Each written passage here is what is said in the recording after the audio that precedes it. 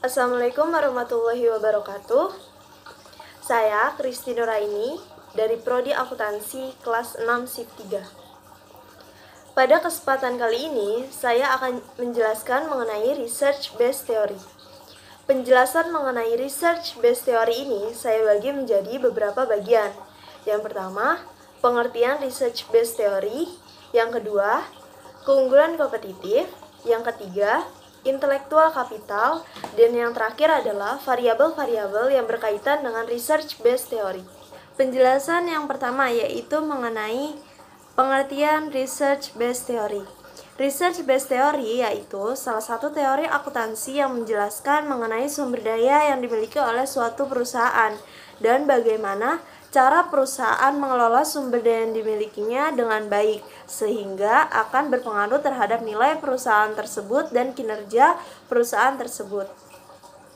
Penjelasan yang kedua yaitu mengenai keunggulan kompetitif. Research Based Theory ini berpandangan bahwa suatu perusahaan akan memiliki keunggulan kompetitif dan kinerja yang optimal apabila ia melakukan proses pengakuisisi, penggabungan, dan penggunaan aset-aset vital untuk meningkatkan keunggulan kompetitif dan kinerja yang optimal itu sendiri.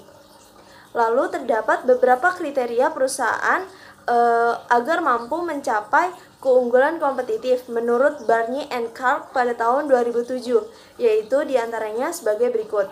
Yang pertama, sumber daya harus memiliki nilai positif pada suatu perusahaan. Yang kedua, sumber daya harus bersifat unik sehingga tidak dimiliki oleh sumber daya para pesaingnya.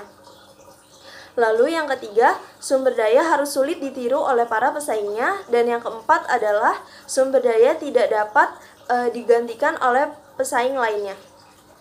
Penjelasan yang ketiga yaitu mengenai intelektual kapital. Research Based Theory ini menjelaskan bahwa suatu perusahaan apabila memiliki keunggulan untuk memaksimalkan pengelolaan intelektual kapital, baik itu human capital, struktural capital maupun physical capital, secara maksimal, maka akan menambahkan nilai perusahaan tersebut. Tadi telah disinggung sebelumnya mengenai human capital, physical capital, dan struktural capital. Apa sih sebenarnya mengenai tiga penjelasan tadi? Yang pertama yaitu terdapat human capital.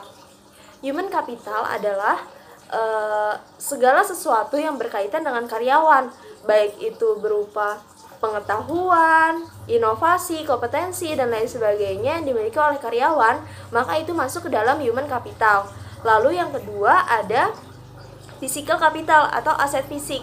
Physical capital atau aset fisik ini berkaitan dengan aset-aset yang dimiliki oleh perusahaan dalam bentuk fisik. Bisa seperti bangunan gedung, gedung produksi, mesin produksi, alat kantor, dan lain sebagainya. Yang ketiga yaitu penjelasan mengenai struktural capital atau struktur modal, yaitu sumber daya yang dimiliki oleh perusahaan yang berkaitan dengan modal-modal, baik itu yang dimiliki oleh orang dalam perusahaan maupun itu dimiliki oleh investor-investor asing atau dari luar. Sumber daya ini merupakan sumber daya yang paling penting karena berkaitan langsung dengan posisi keuangan perusahaan, sehingga butuh pengelolaan yang lebih terhadap struktural kapital ini. Intelektual kapital juga berguna untuk menciptakan keuntungan yang kompetitif karena intelektual kapital ini memiliki beberapa keunggulan, misalnya seperti memberikan pemahaman sifat dasar mengenai sumber daya dalam tindakan. Yang kedua, memberi gambaran menyeluruh mengenai perusahaan. Yang ketiga, bukan berfokus pada biaya tetapi pada nilainya. Dan yang keempat, lebih bersifat praktek ketimbang konseptual. Sehingga teori ini berasumsi dengan semakin maksimalnya pengelolaan terhadap intelektual kapital pada suatu perusahaan, maka akan semakin berpengaruh terhadap nilai tambah perusahaan itu sendiri atau dikenal dengan value added. Dengan adanya pengelolaan yang maksimal, maka nilai perusahaan pun akan memiliki citra yang baik, sehingga para investor luar akan mempertimbangkan untuk penanaman saham di perusahaan tersebut dengan adanya pengelolaan intelektual kapital yang secara maksimal ini oleh perusahaan. Penjelasan yang keempat yaitu mengenai variabel yang berkaitan dengan Research Based Theory. Salah satu contoh variabel yang berkaitan dengan research based theory ini yaitu nilai perusahaan.